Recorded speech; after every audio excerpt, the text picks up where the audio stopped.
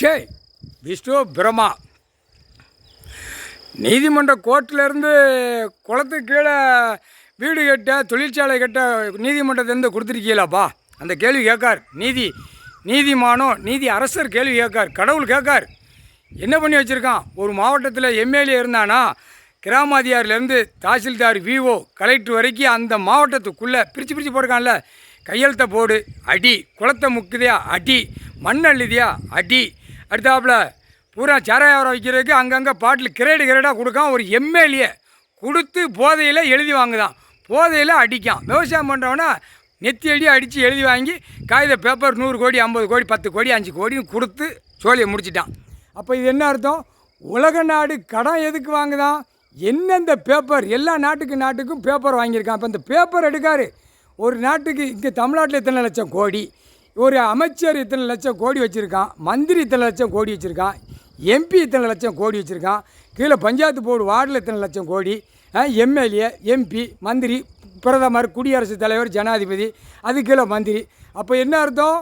எல்லாமே உள்ளே உட்காந்து ஒரு கொடியை தூக்கி பாழாக்கிட்டான், பூமியவே பாழாக்கிட்டான். கல் மது போதை, அது கல் மது போதை தான். சரி ரைட்டு, சாராயமும் மது போதை தான். இது இரண்டுக்கும் ஒன்றுக்கு எப்பேர் போடுதான், கல்லுக்கு சாராயத்துக்கு காவல்துறை. இந்த சாராயம் பிராந்திக்கு ஏன் எப்பேர் போடல? இது மது போதை, பயங்கரமான போதையில். இது ஆல்கால் பூரா கெமிக்கலை விட்டு ஒவ்வொருத்தன் கை காலெல்லாம் உதறுது. அப்படியே அதை குடித்தாதான் நிற்கும் அப்படிங்க. காலையில் எந்திரிச்சு போய் பார் நடத்துகிறவன் போய் கூவ மாதிரி குத்து வச்சுருக்கான். அங்கே வீட்டில் அவன் வீட்டில் குடும்பத்தில் சண்டை போட்டு போகிறான். அப்போ இடம் விற்க இடம் வாங்க போகிறவனை அங்கே யார் வென்றுருக்கானா அவன் வந்து பாட்டில் வச்சுருக்கான். நான் பாட்டில் தாரேன் வென்று, நான் இத்தனை பாட்டில் உனக்கு தாரேன், நீ சாரம் வச்சுருக்கேன் சாப்பிடு கையெழுத்து போடு. அப்போ விற்கிறதுல அங்கே அவன் ஆடுதான். கையெழுத்து போடுறதுக்கு தாசில்தார் விஓ இவனுங்களுக்கு பாட்டில் வியாபாரம். உள்ள பத்திர சார்பாளர் பூரா சார்பாளருக்குள்ள கோர்ட்டில் வழக்கு ஆயிரக்கணக்கு மேலே ஓடுது. ஒவ்வொரு நீதிமன்ற கோர்ட்டில் எவ்வளோ பெரிய தப்பு வச்சுருக்கான் இந்த சாராயத்தினால.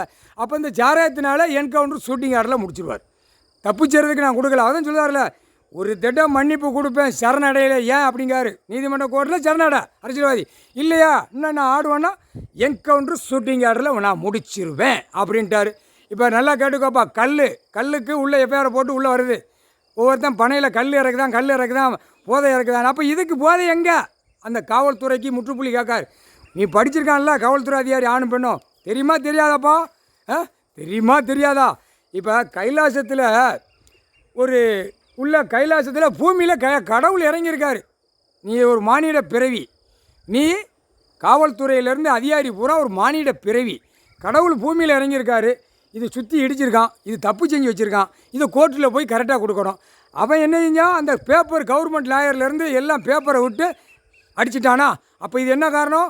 முதலமைச்சர்லேருந்து கீழே மந்திரி எம்எல்ஏ இறக்கி கொல்லக்கூட்டமாக உட்காந்து கதையை ஆடன்னு நினச்சான்.